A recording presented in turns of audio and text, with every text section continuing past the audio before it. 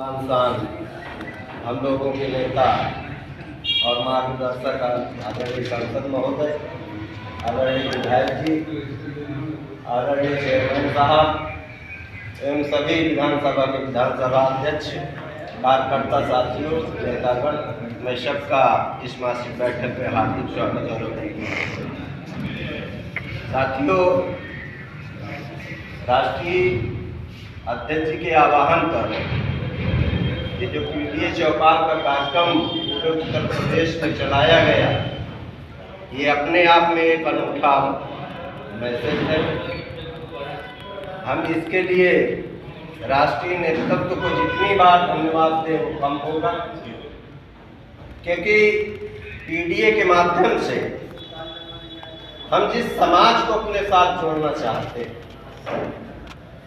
असली जो मकसद है पीडीए चौपाल का, जिस वोट को हम अपनी पार्टी के साथ जोड़ना चाहते हैं, जो अभी के चुनाव में 24 में वो वोट हमको केवल विकल्प के तौर पर चयन किया, अभी हमारे ऊपर वो विश्वास रख करके हमारे साथ नहीं जुड़ा, वो विकल्प के तौर पर केवल। और ये जो हुकूमत है इस समय देश में, वो तरह तरह की भ्रांतियां निरंतर फैलाने का काम कर रहा है। उनके बीच में ऐसे नेताओं को चाहे जात के नाम पर चाहे धर्म के नाम पर भेजने का भी काम कर रहा है, ताकि ये हमारा पीडीए समाज जो एकजुट होना चाहता है उसको कैसे डिवाइड रखा जाए।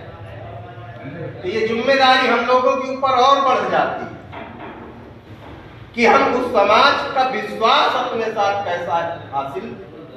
बनाए। पीडीए चौपाल सभी विधानसभाओं में भी सारे विधानसभा अध्यक्षों ने बहुत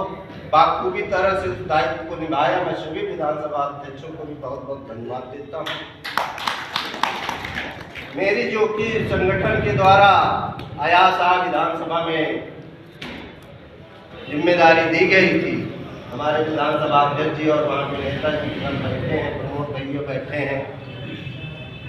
बहुत सफल कार्यक्रम रहे। 2-4 कार्यक्रम बेशक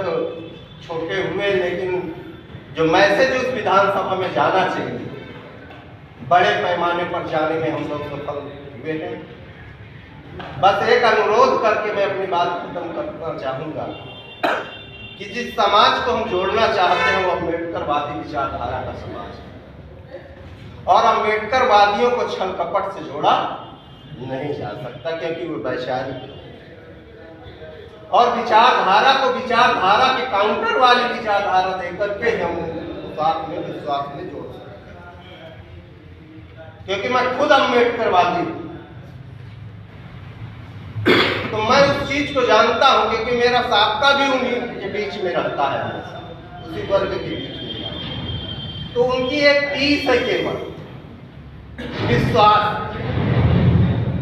बाकी वो हमसे खुले तौर पे जुड़ने के लिए तैयार, वोट में जुड़े भी, लेकिन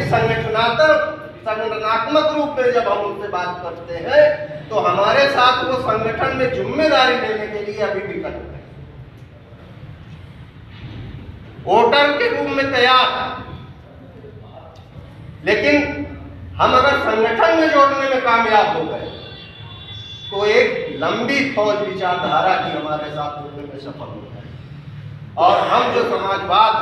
इस देश और दुनिया में स्थापित करना चाहते हैं वो कारवां हमारे नेताओं का पूरा हो गया। साया विधानसभा की कार्यकर्ता आदरणीय सांसद जी,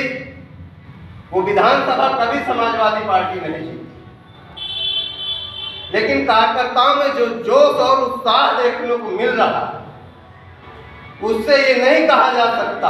अगर उनकी भावनाओं को कद्र करते हुए डिसीजन लिए गए तो इस बार इतिहास रचने का काम साया विधानसभा करेगी। इन्हीं बातों के साथ